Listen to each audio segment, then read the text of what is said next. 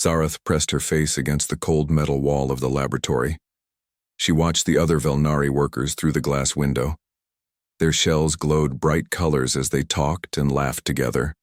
Blue waves of happiness rippled across their backs. Pink sparks of excitement danced on their arms. Green pulses of friendship flowed between them like living light. Zareth looked down at her own arm. Gray. Always gray. The same dull color as old stone. She had been born this way. While other Velnari children learned to speak with colors, she remained silent. Her shell never changed. It could not change. The laboratory door opened with a soft hiss. Dr. Kethra walked in, her shell bright yellow with professional focus. She was the head of the science department on the ship Aurora's Dream. Her colors always stayed neat and organized, never messy like the younger workers. Zareth, Dr. Kethra said, I have new work for you. The soil samples from Kepler 442b need analysis. The full spectrum tests. Zareth nodded and took the sample containers. The work was hard and would take many hours, but she did not mind. Work was better than trying to talk to others. Work did not judge her gray shell. Dr. Kethra's colors shifted to a softer yellow, almost orange. This meant kindness but also pity. Zareth hated that color. She had seen it too many times. The new human scientist arrives today, Dr. Kethra said. Jake Morrison, he will work on the same project. Try to work well with him. The orange in Dr. Kethra's shell grew stronger. She meant well, but she worried. Everyone worried about Zareth working with others. How could someone who could not show feelings work as part of a team? After Dr. Kethra left, Zareth began her work. She placed the soil samples under the scanner and started the computer programs. The work was slow and careful. Each test had to be perfect. She was good at this job because she never got excited or bored. Her emotions never got in the way. The Aurora's Dream was a big ship. It carried scientists from many different worlds. There were the tall, bird-like Ethrans with their beautiful singing voices. The small, furry Zephyrians who could smell chemicals that others could not detect. The water-loving Aquarians who needed special tanks to survive. And of course, the Velnari, who spoke with the colors of their shells. Humans were new to space travel. They had only joined the Galactic Coalition 5 years ago. Most species found them strange. Humans had no natural way to change colors. They could not sing like the Ethrans or smell like the Zephyrians. But they were very curious and learned fast. Zareth had never worked closely with a human before. She wondered what it would be like. At least humans could not judge her for having no colors. They had no colors either. The main door to the laboratory opened.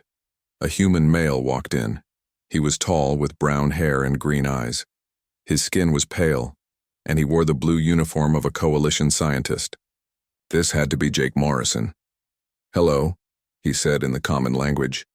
His voice was deep and warm. I'm Jake. You must be Zareth. Zareth nodded but did not speak. She pointed to the workstation next to hers. Jake smiled and set down his equipment. Beautiful ship, Jake said as he unpacked his things. I've never been on anything this big before. The view from the observation deck is amazing. Zareth glanced at him. Most people stopped trying to talk to her after a few minutes. Her silence made them uncomfortable. But Jake kept working and talking like it was normal. Dr. Kethra told me about the soil project, Jake continued. Looking for signs of past life, right? That's exactly the kind of work I love. Back on Earth, I spent months in the Amazon rainforest studying soil bacteria. Found 3 new species. He pulled out a small device that looked like a microscope, but smaller. This is my portable DNA sequencer. Built it myself. It's not as good as the big machines, but it's fast for field work. Zareth watched him set up his equipment. His movements were quick but careful. He knew what he was doing. When he finished, he looked at her workstation. Wow, you have the Mark 7 scanner, he said. I've read about these but never used one. Would you mind showing me how it works? For the first time in months, someone had asked for her help, not her superior giving orders, but a real request between equals. Zareth felt something strange in her chest. If her shell could change color, what color would this feeling be? She moved to the scanner and began explaining the controls. Jake listened carefully and asked good questions. He understood the science quickly. When she showed him the sample preparation process, he watched every step. "You're really good at this," Jake said. "Your technique is perfect. Dr. Kethra was right to put us together." Zareth stopped working. She looked at him with surprise. No one had ever said she was good at anything except following orders. "What?" Jake asked, noticing her expression. "Did I say something wrong?" Zareth shook her head quickly and returned to work. But something had changed. The laboratory felt different now, less cold, less lonely. They worked together for several hours. Jake talked sometimes, but he also seemed comfortable with quiet periods. He did not try to force conversation like other species did. When Zareth made a small mistake with one sample, Jake simply handed her a new container without making it into a big problem. Near the end of their shift, other Velnari workers walked past the laboratory window. Zareth saw them looking in and talking. Their shells flashed quick bursts of orange and red, gossip colors. They were talking about her again. She heard bits of their conversation through the thin walls. Poor thing, working with the human now. At least he can't see how broken she is. Still, it's not fair to him. How can he work with someone who can't communicate properly? Zareth's hands started to shake. She dropped a test tube and it rolled across the floor. Jake quickly caught it before it could break. "Hey, are you okay?" he asked softly. Zareth could not answer. The voices outside continued. "I heard her parents tried everything. Special doctors, treatments, even surgery. Nothing worked. Some things just can't be fixed." Zareth stood up quickly and walked to the storage closet. She needed to hide until they went away. Inside the small dark space, she pressed her back against the wall and closed her eyes. No one could love someone like her. The other Velnari were right. She was broken, defective, incomplete. Even her own parents had given up trying to help her. They sent her to space as soon as she was old enough, probably happy to have her gone. She heard footsteps outside the closet. Then Jake's voice, very quiet. "Zareth? The other workers are gone now. It's safe to come out." She opened the door slowly. Jake stood there with a concerned expression on his face. But it was not the orange pity color she knew so well. Humans showed concern differently. It looked more real somehow. "I don't know what they were saying," Jake said. "But I could tell it hurt you. I'm sorry." Zareth stared at him. He was sorry, but he had done nothing wrong. She was the problem. She was always the problem. "Thank you for teaching me about the scanner today," Jake said. "Same time tomorrow?" Zareth nodded, still not trusting her voice. Jake smiled. "Good. I'm looking forward to it." He gathered his equipment and left. Zareth stood alone in the laboratory, surrounded by the soft hum of machines. For the first time in years, she was looking forward to tomorrow too. 3 weeks had passed since Jake Morrison joined the Aurora's dream. Every morning he came to the laboratory with a smile and a cheerful greeting. Every evening he said goodbye and told Zareth he looked forward to seeing her tomorrow. Zareth found human behavior very confusing. When Jake was happy, the corners of his mouth turned up. When he was thinking hard, he made small lines appear on his forehead. When he was surprised, his eyes grew wider. His face changed constantly, showing dozens of different expressions. The Velnari way was much simpler. Happy was blue, sad was purple, angry was red. Everyone knew the basic colors, but humans had so many tiny changes in their faces that Zareth could not understand them all. "Good morning," Jake said as he entered the lab. His face showed the happiness expression, but something else too. Excitement, maybe? "We got approval for the field mission," he continued. "Dr. Kethra wants us to collect samples from the surface of Kepler 442b. Real field work, not just lab analysis." Zareth felt her chest tighten. She had never been on a field mission before. Other scientists went on the exciting trips while she stayed safely in the laboratory. But field missions could be dangerous. What if she made a mistake? What if her inability to show proper emotions caused problems for the team? Jake seemed to notice her worry. His face changed to a softer expression. Hey, you'll do great. You know more about soil analysis than anyone on this ship. Besides, I'll be there with you. That afternoon, they attended the mission briefing with Dr. Kethra and Captain Torres, a stern human woman with gray hair and sharp eyes. Kepler 442b has a dangerous ecosystem, Captain Torres explained. The local animals are territorial and aggressive. Some are very large. You will have armed guards, but your primary defense is staying alert and following safety protocols. Dr. Kethra's shell shifted to worried yellow. The mission should take only 6 hours. Collect samples from 5 different locations, then return immediately to the shuttle. The next morning, Zareth put on her environmental suit and checked her equipment 3 times. Jake found her in the equipment room adjusting her sample containers for the 4th time. Nervous? He asked. Zareth nodded. There was no point in lying. Her gray shell could not hide emotions anyway. That's good, Jake said. Nervous people are careful people. Careful people come home safely. The shuttle trip to the planet's surface took 2 hours. Through the small windows, Zareth could see a world covered in purple plants and orange rocks. Strange animals moved between the trees too far away to see clearly.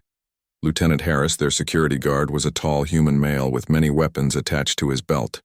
He spoke to them as they prepared to land. Stay within 50 meters of the shuttle at all times. If I tell you to run, you run immediately. Don't stop to grab samples or equipment. Is that understood? Everyone nodded. The planet's air was thick and humid. Even through her suit's filters, Zareth could smell something sharp and metallic. The gravity was slightly stronger than ship standard, making each step feel heavy. Their first sample site was a clearing near a grove of tall, thin trees. The trees had no leaves, just long tendrils that moved slowly in the breeze. Jake knelt down and began digging soil samples while Zareth set up the portable scanner. Interesting, Jake said, examining a handful of dirt. The mineral content is completely different from our orbital readings. This soil has been chemically altered by something. Zareth ran her tests while Jake collected samples from different depths. Lieutenant Harris stood watch, his hand resting on his weapon. They had been working for about 20 minutes when Harris suddenly raised his fist in the air. The stop signal. Everyone froze. From the forest came a low rumbling sound like a large engine running. But this sound was alive. It grew louder and closer. Pack up. Now, Harris whispered urgently. Jake immediately started putting his tools away, but Zareth was in the middle of a delicate test. The scanner needed 2 more minutes to finish the analysis. This data was important for their research. Zareth, Jake said quietly, we need to go. She looked at the scanner display. 90 seconds remaining. The rumbling sound was getting closer, but she could not see anything dangerous yet. Harris grabbed her arm. Leave it. We're moving. No, Zareth said, pulling away. The test is almost finished. Just 1 more minute. The rumbling became a roar. Through the strange trees, Zareth saw something large moving toward them. It was covered in thick, dark fur and stood as tall as 3 humans. Its eyes glowed red and its mouth showed rows of sharp teeth. Harris raised his weapon. Run! Back to the shuttle! Jake grabbed the sample containers while Harris fired at the creature. The energy blast made it angry but did not stop it. The beast charged toward them with incredible speed. Zareth was still trying to save the scanner data when Jake grabbed her hand and pulled her away from the equipment. They ran across the rocky ground toward the shuttle, but the creature was faster. It leaped over a large boulder and landed directly in their path, cutting off their escape route. Up close, it was even more terrifying. Its claws were as long as Zareth's fingers, and its breath made a horrible hissing sound. Harris moved between the creature and the 2 scientists. Get behind me. But the beast was too quick. It swept Harris aside with one massive paw, sending him flying into a rock formation. The human hit hard and did not get up. Now nothing stood between the creature and Zareth. Jake stepped in front of her. He had no weapon except a small sample container in his hand. The creature was 5 times his size and could kill him easily. But he did not run. Stay back, he said to the beast, as if it could understand him. You don't want to hurt us. The creature roared and raised its claws. Jake threw his sample container at its head, then grabbed Zareth and pushed her to the side just as the beast struck. Jake's quick action saved Zareth's life, but the creature's claws caught his shoulder and back. He cried out in pain and fell to his knees, blood soaking through his environmental suit. Zareth stared in shock. Jake was hurt. He was hurt because he had protected her. No one had ever done anything like that for her before. The creature prepared to attack again, but suddenly Lieutenant Harris appeared behind it. He had recovered from being thrown and now held a much larger weapon. He fired 3 times at close range, and the beast finally fell. "Medical emergency," Harris shouted into his communication device. "Prepare the medical bay for trauma surgery." Back on the shuttle, Zareth watched Dr. Chen, the ship's medical officer, work on Jake's injuries. The claws had cut deep, but had missed all vital organs. Jake would recover, but he needed immediate surgery. "Why?" Zareth asked Jake as the medical team prepared him for transport. "Why did you risk your life for someone like me?" Jake looked at her with confusion, even though he was clearly in pain. "Someone like you? What do you mean?" "I am broken," Zareth said quietly. "I cannot show emotions like other Velnari. I am not worth saving." Jake's expression changed. Even hurt and tired, his face showed something strong and serious. "That's not true," he said. "You're brilliant, you're dedicated. You care deeply about your work and about doing things right. Just because you don't change colors doesn't mean you don't have feelings." The medical team started to wheel him away, but Jake reached out and touched Zareth's hand with his uninjured arm. "Your emotions are there," he said. "I can see them in how carefully you work, how much you want to get things right, how worried you get about making mistakes. Maybe Velnari express feelings through colors, but humans have learned that feelings show up in many different ways." As they took Jake to surgery, Zareth sat alone in the shuttle. She thought about what he had said. Could it be true? Did she really have emotions that others could see? For the first time in her life, someone had seen value in her beyond her ability to follow orders. Someone had thought she was worth protecting, even risking death for. Jake had said humans express feelings in different ways. Maybe some Velnari could too. That night, after Jake's surgery was successful and he was resting in the medical bay, Zareth visited him. He was awake but groggy from medication. "How are you feeling?" she asked. "Like I got hit by a very large, very angry alien," Jake said with a weak smile. "But I'll be fine. How are you?" Confused, Zareth said honestly. "You could have been killed today. For me. I do not understand why." Jake was quiet for a moment.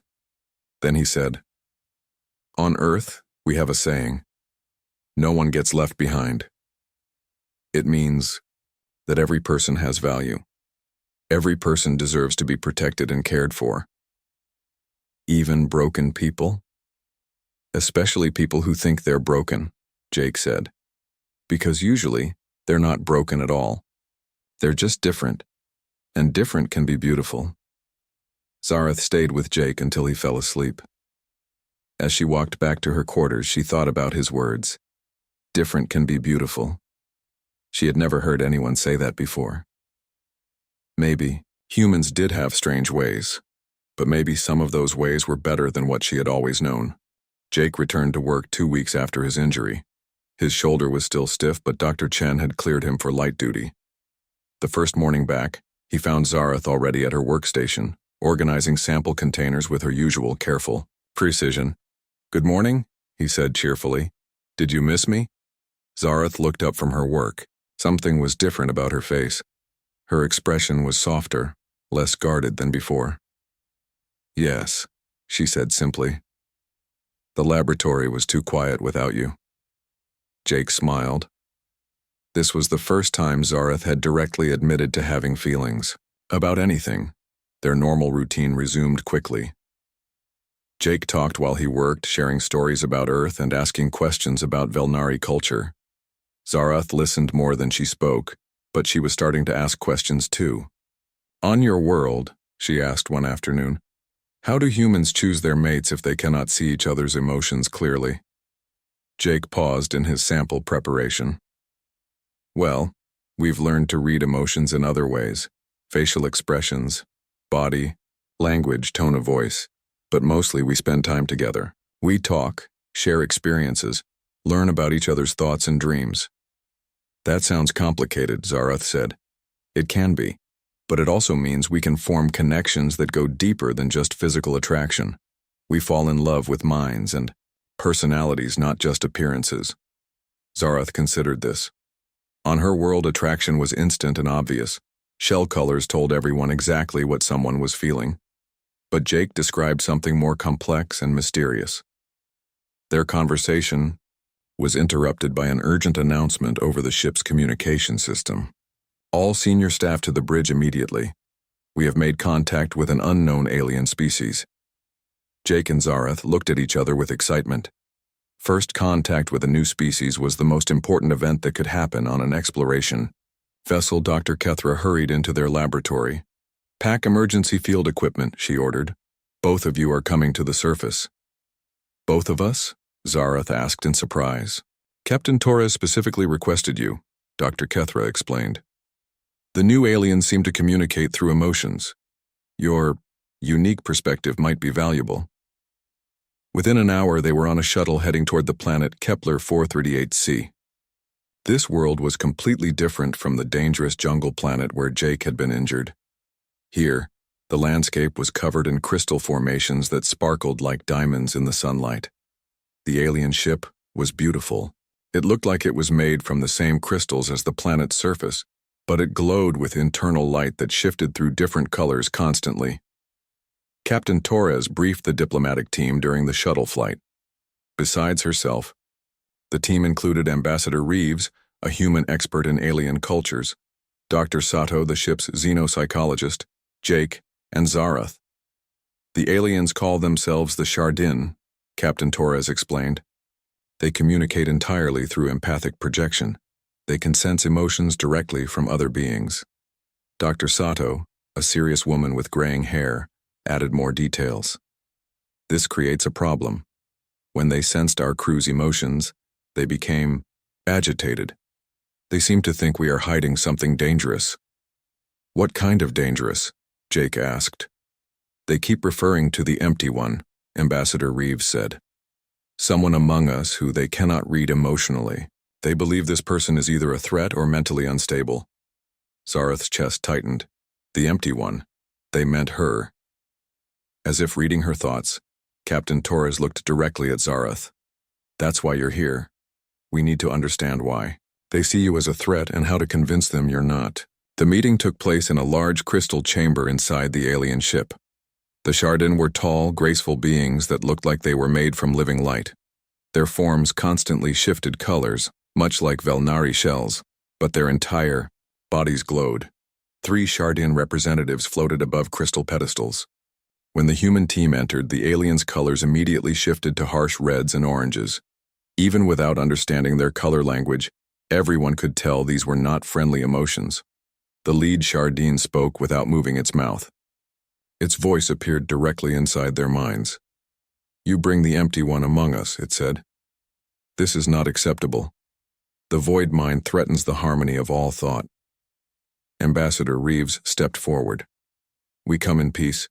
All members of our team are mentally stable and pose no threat." "You do not understand," another Shardin responded. "The gray-shelled one radiates nothing. No joy, no fear, no anger, no love. This is not natural. This is the mark of a mind killer, a consumer of thoughts." Zarath wanted to run and hide, but there was nowhere to go. She was trapped in a room with beings who saw her as a monster. Dr. Sato tried to explain. "Her species communicates through color changes in their shells. She has a medical condition that prevents this, but she still has normal emotions." "Lies," the third Shardin said, its form turning bright red. "We sense all emotions directly. The Empty One has no emotional presence. She is either dead inside or blocking us deliberately. Both possibilities are dangerous." The aliens began to move in threatening patterns. Their colors shifted to deeper, more aggressive shades. Jake stepped closer to Zarath. He could feel her fear, even if the aliens could not. "Wait," he said suddenly. "You can sense emotions directly, right? Can you sense mine right now? The lead Chardin paused. Yes, you radiate confusion, concern, and protectiveness toward the empty one. Then you know I'm not lying when I say she's not dangerous, Jake said. Look deeper. Can you sense my memories of her? We do not read thoughts, only emotions, the Chardin replied. But we sense strong positive emotions from you toward the void mind. This is unusual. Jake took a deep breath and thought about his time working with Zarath. He remembered her careful attention to detail, her dedication to accurate results, her quiet kindness when he was injured. The Chardin's colors shifted slightly, becoming less aggressive. Interesting, the lead alien said. You have strong feelings of respect and affection for one who should be emotionally invisible to you. How is this possible? Because emotions aren't just about projection, Jake explained. They're about actions, choices, care. Zarath shows her emotions through her work, through her dedication, through the way she treats others. Dr. Sato suddenly understood what Jake was trying to do. Zarath, she said quietly, think about something that makes you happy. Zarath looked confused, but she thought about the moment Jake had said she was good at her job. The first time anyone had praised her abilities, Jake's emotions shifted, and the Chardin noticed immediately. The human's feelings changed, the second alien observed. When the empty one focused her thoughts, the human felt warmth. She's not empty, Jake said firmly. She's like a deep pool instead of a flowing river. Her emotions are there, but they're steady and controlled instead of changing constantly. Captain Torres saw the opportunity. Perhaps your people and ours can learn from each other. You read emotions through direct projection. Humans have learned to sense emotions through observation and empathy. The lead Chardin was quiet for a long moment. Then it said, show us more of this human emotional sensing. For the next hour, the team demonstrated how humans rate emotions through facial expressions, body language, and tone of voice. The Chardin were fascinated to learn that emotional communication could work without direct mind-to-mind contact. Zarath became the center of the demonstration. Jake explained how he could tell when she was nervous by the way she organized her equipment extra carefully, how her rare smiles meant more to him than constant color changes from other species. The void mind is not empty, the lead Chardin finally concluded.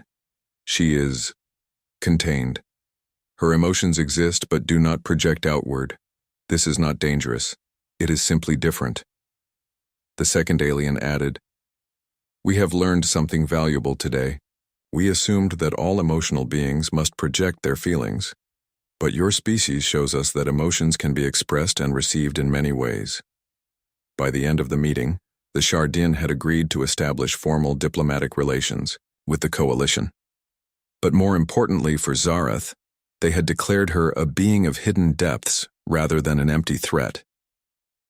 On the shuttle back to the Aurora's dream, Zarath sat quietly while the others celebrated their successful first contact mission. Jake noticed her silence. Are you okay? He asked. I am thinking, Zarath said. The Chardin called me contained. They said my emotions exist but do not project outward. Is that how you see me too? Jake considered his answer carefully. I think you feel things very deeply, but you've learned to keep those feelings private. Maybe because showing emotions was always painful for you. And you do not mind this? I mind that you've been hurt by people who didn't understand you, Jake said. But your quiet strength is one of the things I admire most about you. Zarath looked out the shuttle window at the crystal planet growing smaller behind them. Today, she had helped prevent a war simply by being herself. For the first time in her life, her difference had been seen as valuable rather than defective. Maybe Jake was right. Maybe she was not broken after all. Maybe she was just different, and different could indeed be beautiful. The success of the Chardin first contact mission changed everything for Zarath. Captain Torres assigned her and Jake to establish a permanent research station on the crystal planet.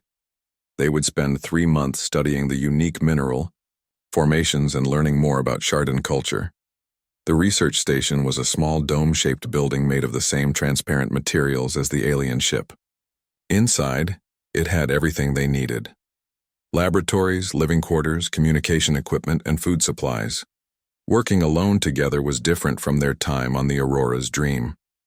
There were no other crew members around, no curious stares, no whispered conversations about Zarath's gray shell. For the first time in her life, she felt completely free to be herself. Jake seemed more relaxed too.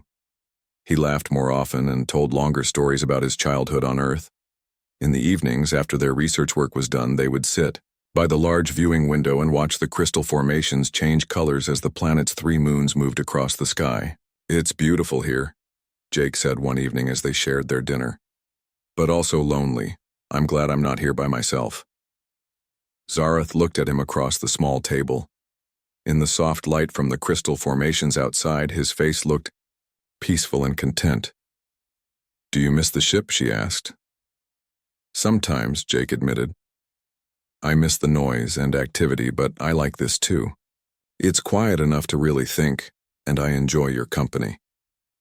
Heat spread through Zarath's chest at his words. If her shell could change color, what would this feeling look like? Something warm and golden, perhaps. Their work progressed well.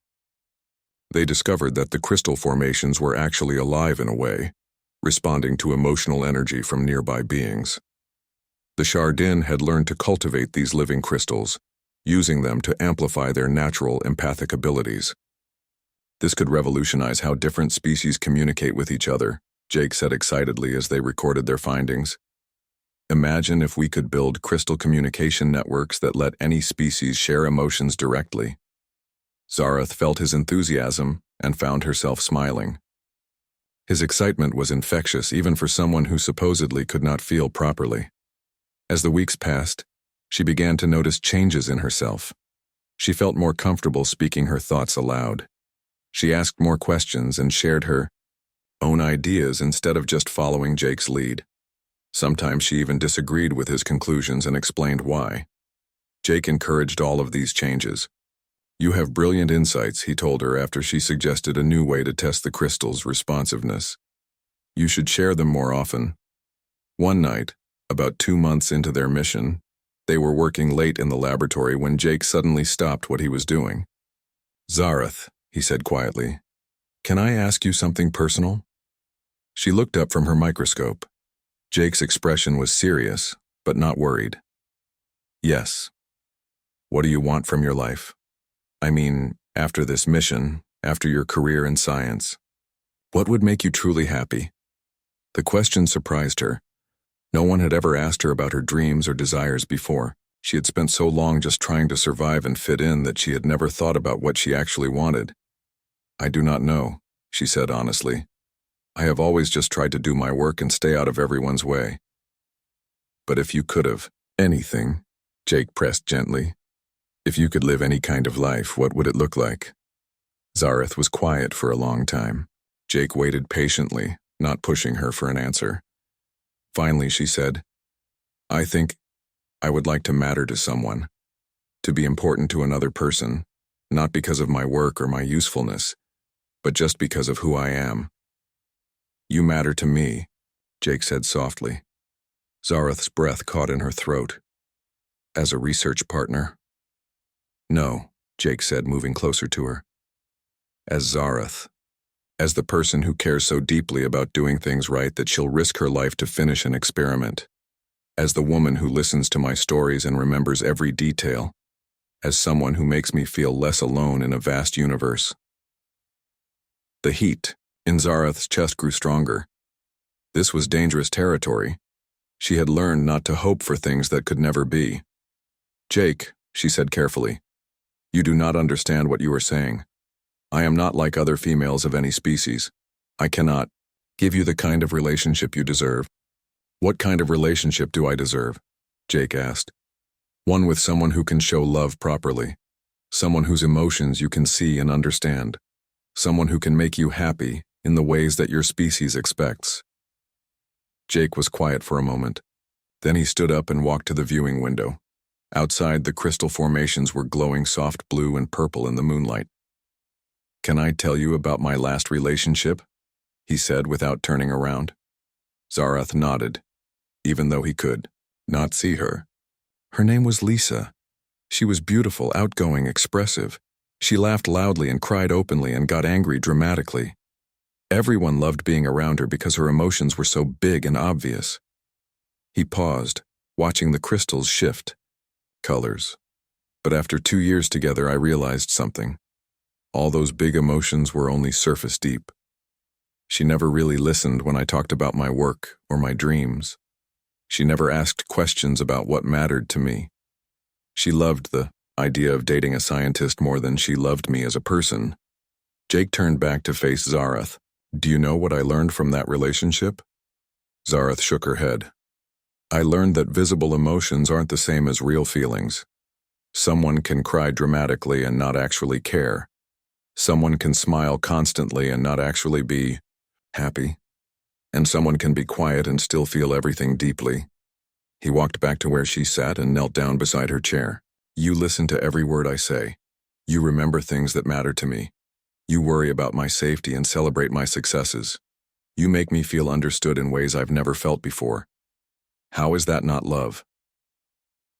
Zarath felt tears starting to form in her eyes. Because I cannot show you how I feel. You have to guess everything. You deserve someone who can tell you directly that she loves you. Then tell me now, Jake said gently. I cannot, not with colors, not with empathic projection, just with words. Tell me how you feel about me. Zarath looked into his green eyes and felt her carefully built walls crumbling. I think about you constantly. When you were hurt on the jungle planet, I felt like part of me was dying too. When you smile at me, it makes me want to smile back, even though smiling has always been difficult for me. When you talk about your dreams, I find myself wanting to be part of them. Jake's face showed the happiness expression, but deeper than she had ever seen it before. And when I imagine you leaving, she continued, when this mission ends and we go back to the ship and you eventually find someone better suited for you, the thought makes me want to hide in that storage closet, forever. Zarath, Jake said softly. But it does not matter how I feel, she said, the words tumbling out now, because no one could love me. I am broken, unable to show what I feel inside. Even if I could feel love, who could love someone so empty? Jake stood up slowly. For a moment, Zarath thought he was going to walk away. Instead, he reached out and gently cupped her face in his hands. I can, he said simply. I do. And then he kissed her. Zarath had never been kissed before. She had never even imagined what it might feel like. But as Jake's lips touched hers, something extraordinary happened. For the first time in her life, her shell began to change color. It started as a tiny spark of light near her heart, like a single star appearing in a dark sky. Then the light spread, flowing across her chest and down her arms in waves of warm, golden radiance. The color was unlike anything in the traditional Velnari emotional spectrum. It was deeper than happiness, softer than excitement, more complex than simple affection. Jake pulled back slightly, his eyes wide with amazement. Zarath, your shell. She looked down at her arms and gasped. The golden light pulsed gently with her heartbeat, covering her entire body in a soft, warm glow. In the reflection from the laboratory window, she could see that even her face was illuminated. I do not understand, she whispered. This is not possible. My shell cannot change color. Maybe it just needed the right trigger, Jake said softly. Maybe Velnari emotional displays aren't just about feeling emotions, but about sharing them with someone who truly understands. The golden light continued to pulse around Zarath like a living thing. She had spent her entire life believing she was emotionally dead, only to discover that her feelings had been there all along, just waiting for the right moment to shine. No one could love me, she had said, but Jake's kiss had shown her how wrong she was. Someone could love her. Someone did love her. And for the first time, she could show that love in return. The crystal formations outside seemed to respond to her transformation, glowing brighter and shifting to match the golden color of her shell. Even the planet itself was celebrating this moment of connection between two beings who had found each other across the vast emptiness of space. "I love you," Zarath said, and as the words left her lips, her shell blazed even brighter. "I love you too," Jake replied and kissed her again. This time Zarath kissed him back. News of Zarath's transformation spread through the Aurora's dream, faster than a ship's emergency alert. When she and Jake returned from their 3-month mission, crew members from every species gathered in the docking bay to see the Velnari, who could glow gold. Dr. Kethra was among the first to greet them. Her shell showed bright yellow excitement mixed with orange curiosity. "Zarath," she said, "is it true? Your condition has been cured?" Zarath smiled, and her shell pulsed with gentle golden light. "Not cured," she said. "I have learned that I was never broken to begin with." The ship's medical officer, Dr. Chen, ran extensive tests over the next few days. She found that Zarath's shell structure was indeed different from normal Velnari biology, but not in the way anyone had expected. Her chromatophores are more complex than standard Velnari cells, Dr. Chen explained to the gathered science team. Instead of producing simple color changes, they're capable of generating this unique bioluminescent response. But the trigger appears to be specific emotional resonance with another being. "You mean she can only glow when she's with Jake?" asked Dr. Sato. "Not exactly," Dr. Chen replied. "The initial activation required a profound emotional connection, but now that the pathway is established, she can control it consciously. However, the intensity does increase when she's experiencing strong positive emotions, particularly in Jake's presence." Captain Torres listened to the medical reports with great interest. This could have significant implications for our understanding of Velnari biology and social structures. She was right. Within days of the Aurora's dream transmitting their findings back to Coalition headquarters, requests began pouring in from Velnari scientists, psychologists, and medical researchers. They wanted to study Zarath, to understand how her transformation was possible. But more importantly, other Velnari began reaching out.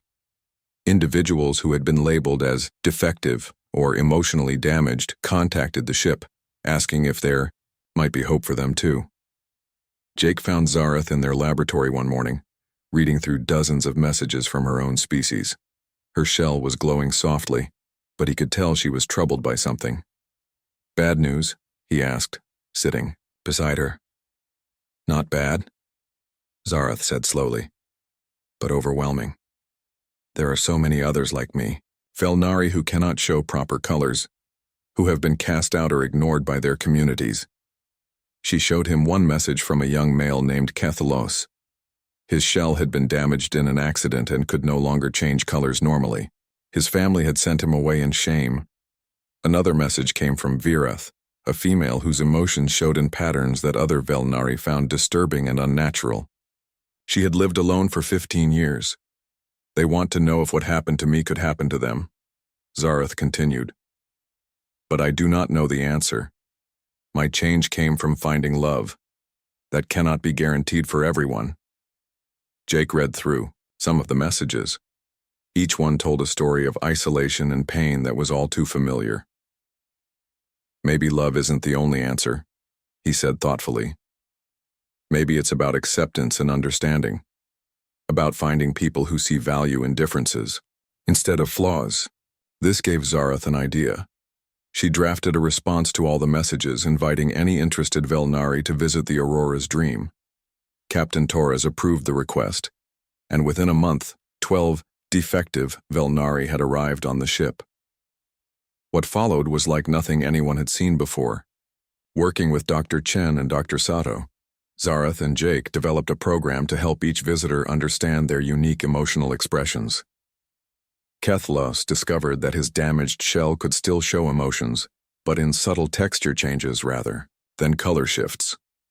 Dr. Sato taught him to communicate through touch, and soon he was working effectively with the ship's engineering team. Virath's strange color patterns turned out to be incredibly complex emotional displays that showed multiple feelings simultaneously. Instead of being disturbing, her patterns were actually more sophisticated than normal Velnari expressions. She became invaluable in diplomatic situations where complex emotional nuance was required. Each visitor found their own path to acceptance and purpose. Some, like Cathalos, learned new ways to express existing emotions. Others discovered that their defects were actually advanced abilities that had been misunderstood.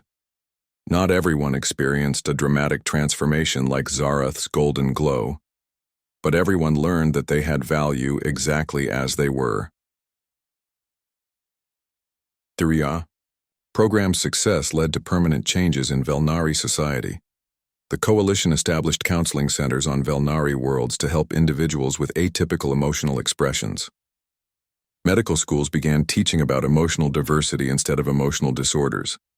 Jake and Zarath found themselves at the center of these changes, traveling to different worlds to share their story and help establish new programs. But they always returned to the Aurora's dream, which had become their true home. One evening, 6 months after their return from the Crystal Planet, they stood together on the ship's observation deck. Through the large windows, they could see stars scattered across the darkness like diamonds on black silk. "Do you ever regret it?" Zarath asked.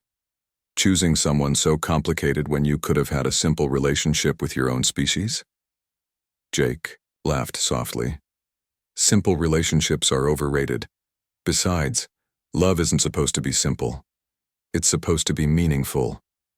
Zarath's shell glowed brighter, and she leaned against Jake's shoulder. "I used to think I was cursed to live alone, forever. Now I cannot imagine being without you. You'll never have to find out," Jake promised. As they watched, a new ship approached the Aurora's dream. It carried the latest group of defective aliens from 3 different species, all seeking the understanding and acceptance they had heard about. "Ready for more work?" Jake asked. Zarath smiled, her golden light reflecting off the observation window. "Always." They had learned that love could indeed overcome any perceived limitation. But more than that, they had discovered that what one society saw as broken, another might see as beautiful. What seemed like a disability might actually be a gift waiting to be unwrapped. The universe was full of beings who felt they didn't belong, who believed they were too different to be loved. But Jake and Zarath had proven that difference was not something to be cured or hidden. It was something to be celebrated and cherished. As the new ship docked and another group of hopeful beings prepared to board the Aurora's dream, Zarath felt a deep sense of purpose. Her golden glow had become a beacon for others who had lost hope. Her story had become proof that no one was ever truly unlovable. "No one could love me," she had once believed. But Jake's kiss had shown her wrong, and now together they were showing others that same truth, that love comes in many forms, that connection transcends physical differences, and that every being in the universe deserves to be valued exactly as they are. The golden light of Zarath's shell had started as the glow of personal love. Now it had become something larger, a symbol of acceptance, understanding, and hope for anyone who had ever felt too different to belong. In the vast darkness of space, their love had become a light that helped others find their way home.